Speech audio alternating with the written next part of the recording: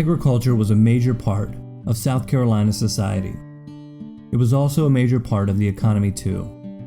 Plantations had been around since the early days of the colonies, and this led to a high need for slave labor in the state.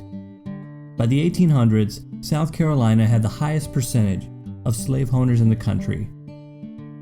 But most South Carolinians did not own slaves.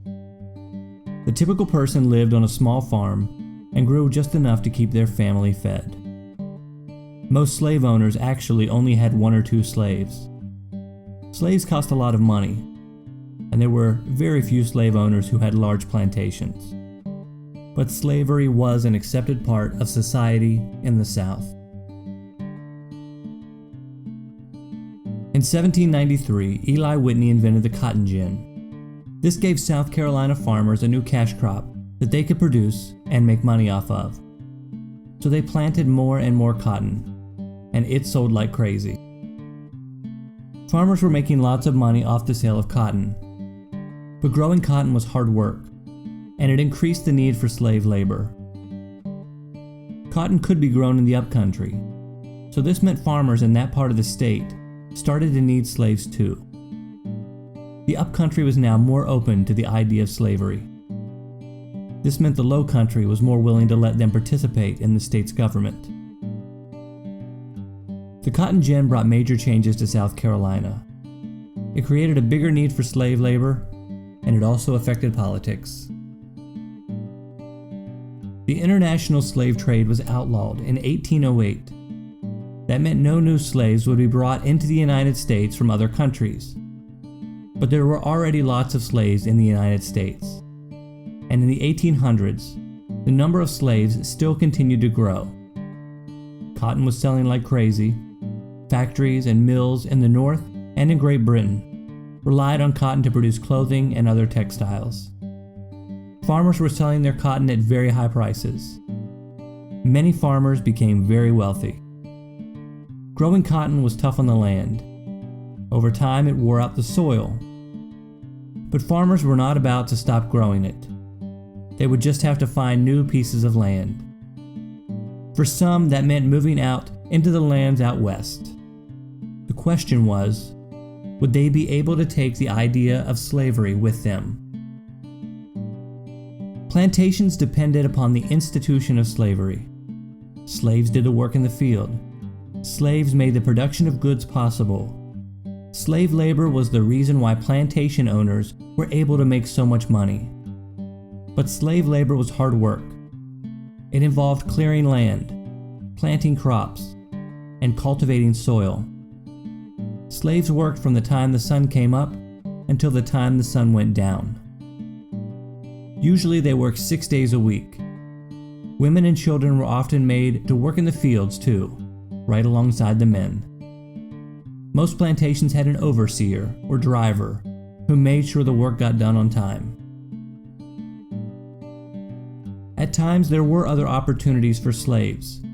This was especially true for slaves who had specific skills. Sometimes, slaves could be hired out to perform jobs for other people, and they might even get paid for their services.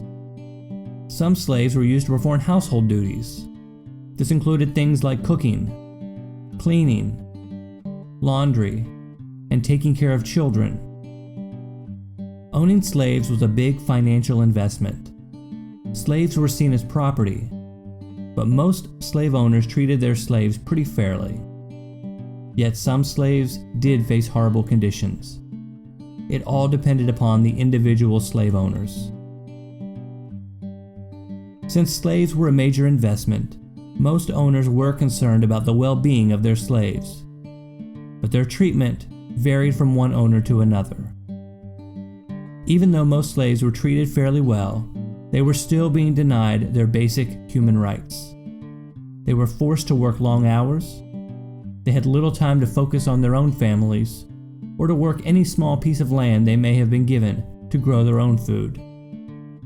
Most slaves were provided with a minimum amount of food, clothing, and shelter. Slave marriages were not recognized by any official law, so families could be broken up at any time.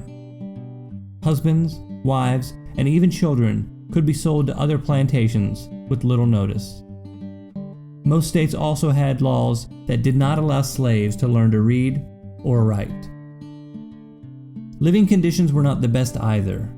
Most slaves lived in small cabins with dirt floors, and they were usually kept close to the plantation owner's home so that he could keep an eye on them. Slaves were constantly being watched and monitored. If a slave left the plantation, they had to have special permission, and they usually had to carry a pass as well. In most areas, patrollers kept watch at night for escaping or runaway slaves. Runaway slaves faced serious punishments. Slavery and the plantation system were accepted parts of life in antebellum South Carolina. Owning slaves was a sign of wealth, power, and social status. While most people did not actually own slaves, they understood and accepted it.